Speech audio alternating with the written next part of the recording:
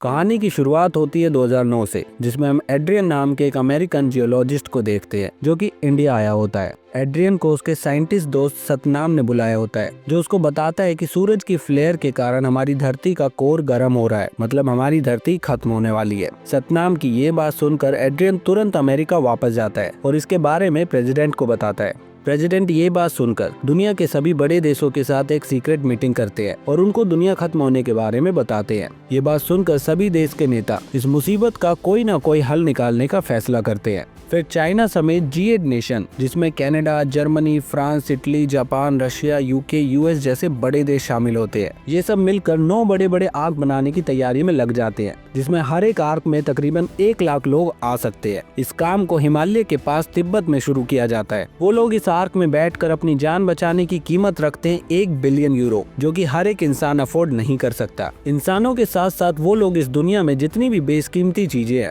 उनको भी इस आर्क में सेफ रखने का फैसला करते हैं। इस आग को बनाने में उन्हें पूरे 3 साल लग जाते हैं और आखिरकार वो साल आ जाता है जब दुनिया खत्म होने वाली होती है, मतलब 2012। इसी दौरान हम देखते हैं जैक को, जो कि एक राइटर होता है, लेकिन अपनी राइटिंग से वो कुछ खास कमा नहीं पाता। इसीलिए वो एक बहुत अमीर आदमी के यहाँ ड्राइवर का काम करता है। जैक अपनी पत्नी से अलग रहता है और उसके 2 बच्चे भी हैं, जो उसकी पत्नी और उसके बॉयफ्रेंड के साथ रहते हैं। जैक कभी कभी अपने बच्चों को घुमाने ले जाता है और इसीलिए वो आज अपने बच्चों को लेकर उनकी फेवरेट जगह जाता है। दरअसल वो लोग एक नेशनल पार्क में जाते हैं, लेकिन वहाँ पहुंचकर जैक बहुत हैरान होता है, क्योंकि वो नेशनल पार्क एक समय पर बहुत हरा भरा हुआ करता था, लेकिन अभी वो एकदम खाली और बंजर हो चुका है। तभी जैक को वहाँ पर एक छोटा सा तालाब दिखाई देता है, जिसका पानी उबल रहा होता है। जैक अपने बच्चों के साथ उस तालाब के पास जाता है, लेकिन तभी एक हेलीकॉप्टर और कुछ मिलिट्री वाले वहाँ आ जाते हैं और जैक और उसके बच्चों को अपने साथ ले जाते हैं। वो लोग जैक को एड्रियन के पास लेकर जाते हैं, जो वहाँ पर अपनी जियोलॉजिस्ट टीम के साथ काम कर रहा होता है। एड्रियन जैक को देखते ही खुश हो जाता है और कहता है,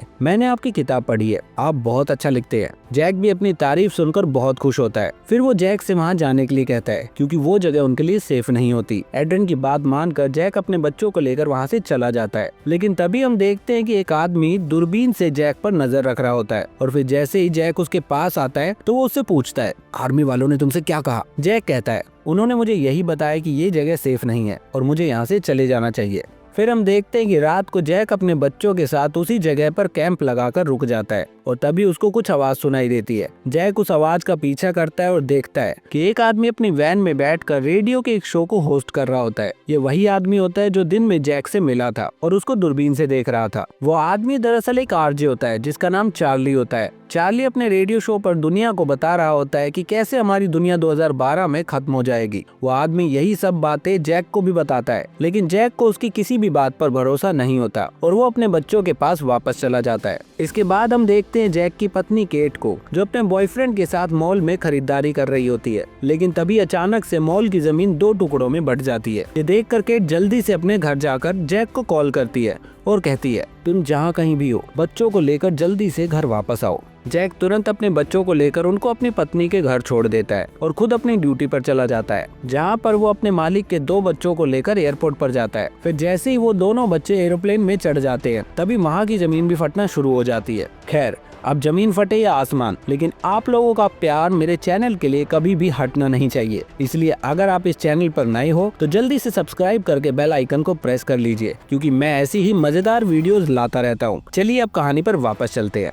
जमीन को फटता हुआ देखकर जैक तुरंत वहां पर एक प्राइवेट प्लेन को किराए पर ले लेता है और अपने मालिक की कार को लेकर अपने बच्चों के पास जाता है। फिर रास्ते में ही वो कॉल करके अपनी पत्नी को तैयार रहने को कहता है, लेकिन जब तक वो अपने घर पर पहुंचता है तब तक तबाही शुरू हो जाती है। वो अपने बीवी बच्चों को लेकर शहर से बाहर निकलने की कोशिश करता है, लेकिन उसके लिए ये सब आसान नहीं होता, क्योंकि पूरा शहर तबाह होना शुरू हो जाता है। हर जगह से जमीन फटने लगती है, लेकिन फिर भी जैसे तैसे करके जैक अपने परिवार को लेकर एयरपोर्ट तक पहुंचने में कामयाब होता है। एयरपोर्ट पर पहुंचकर वो देखता है कि उसका पायलट मर चुका है, तो केट बताती है कि उसके बॉयफ्रेंड को प्लेन उड़ाना आता है। जैक तुरंत उसके बॉयफ्रेंड को प्लेन की चाबी देकर अपने बच्चों के साथ प्लेन में बैठ जाता है और केट का बॉयफ्रेंड प्लेन को जल्दी से उड़ा देता है। जब वो प्लेन में उड़ रहे होते हैं तब हमें तबाही का खौफनाक मंजर देखने को मिलता है। पूरा कैलिफोर्निया तबाह हो जाता है। फिर जैक केट को बताता है कि जंगल में वो एक आदमी से मिला था जिसने उसको बताया था कि हमारी दुनिया खत्म होने वाली है और इस दुनिया के बड़े बड़े लीडर्स मिलकर एक सीक्रेट प्रोजेक्ट चला रहे हैं जिसमें लोगों को होने वाली तबाही से बचाया जा सकता है। लेकिन उस आग तक पहुंचने के लिए हमें एक मैप की जरूरत पड़ेगी और वो मैप उस आरजे चार्ली के पास है, इसलिए हमें उसके पास जाना होगा।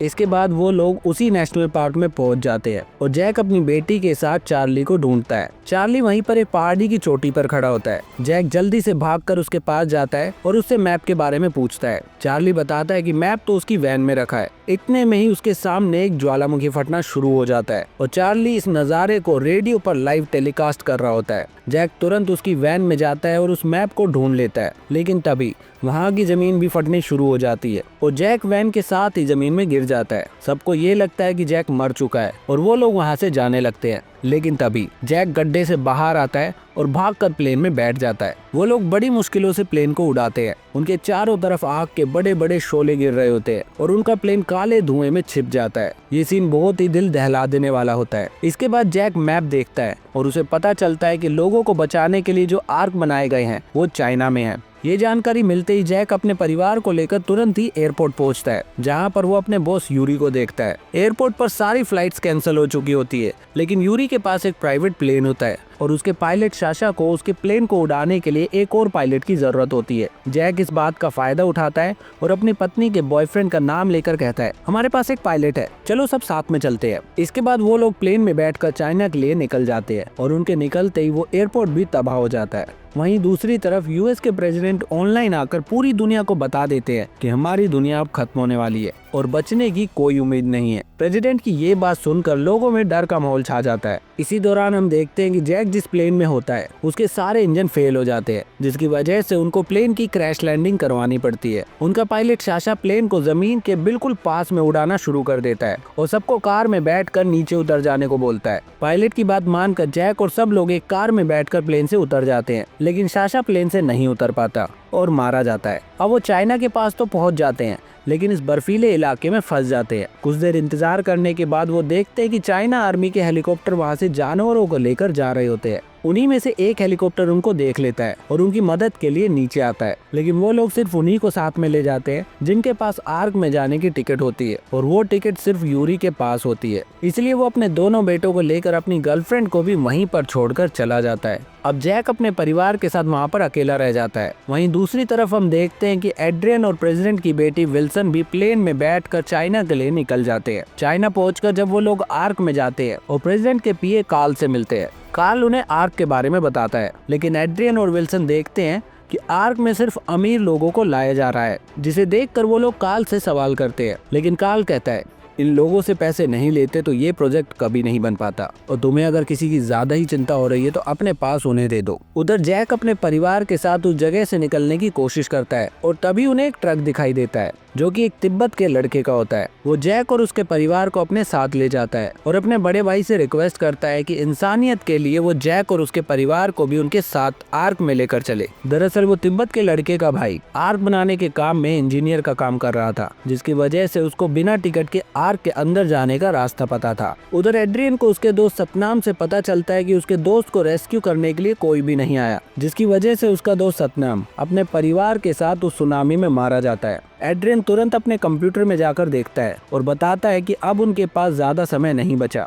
वो सुनामी कभी भी उनके आग से आकर टकरा सकती है, इसीलिए वो लोग तय समय से पहले ही आर्क के दरवाजे बंद करने लगते हैं, जिसको देखकर वहाँ मौजूद सभी लोग आर्क में चढ़ने के लिए तेजी से भागते हैं। उन्हीं के बीच हम यूरी को भी देखते हैं, जो उसी भीड़ में खड़ा होता है। वो अपना ग्रीन कार्ड दिखाता है, लेकिन उसके बावजूद भी सिक्योरिटी गार्ड उसको अंदर नहीं जाने देते। वहीं हम देखते हैं जैक और उसके परिवार को, जो उन्हीं दरवाजों के रास्ते से हाइड्रोलिक चैम्बर से होते हुए आग के अंदर जा रहे होते हैं। आग के बाहर बहुत सारे लोग अंदर आने की कोशिश कर रहे होते हैं, जिसे देखकर एड्रियन कहता है हमें इंसानियत नहीं भूलनी चाहिए और इन लोगों को बचाना चाहिए। एड्रियन की बात सुनकर वो लोग आर्क का दरवाजा एक बार फिर से खोल देते हैं, जिसकी वजह से जैक की पत्नी का बॉयफ्रेंड दरवाजे के बीच में फंसकर मारा जाता है। दरवाजा खुलते ही वो सब लोग जल्दी जल्दी आर्क में चढ़ जाते हैं। फिर कार्ल को पता चलता है कि उनके आर्क की कैपेसिटी अब पूरी हो चुकी है, इसीलिए वो फिर से दरवाजा बंद करवा देता है। लेकिन दरवाजा पूरी तरह से बंद नहीं हो पाता, क्योंकि दरवाजों की हाइड्रोलिक्स में एक बहुत मोटी तार फंस जाती है, जिसकी वजह से जैसे ही सुनामी आग से टकराती है तो उनके आग के अंदर भी पानी भरना शुरू हो जाता है।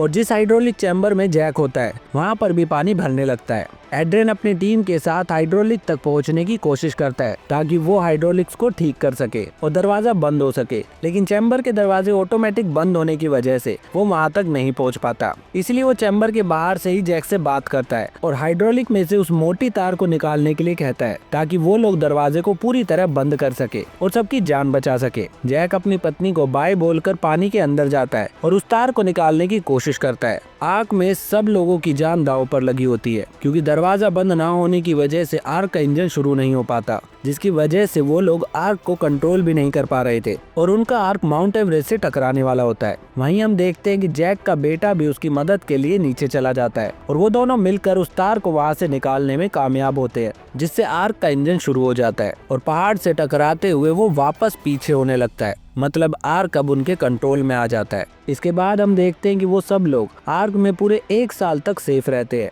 और 1 साल के बाद जब पानी का लेवल कम हो जाता है तो वो लोग अफ्रीका में पहुंच चुके होते हैं। अब पूरी दुनिया में सिर्फ वही लोग जिंदा बचे होते हैं। जैक और उसकी पत्नी अब फिर से एक हो जाते हैं और अपने बच्चों के साथ एक नई शुरुआत करते हैं। इसी के साथ हमारी ये फिल्म यहीं पर खत्म हो जाती है। आपको मेरी एक्सप्लेनेशन कैसी लगी कमेंट करके जरूर बताना।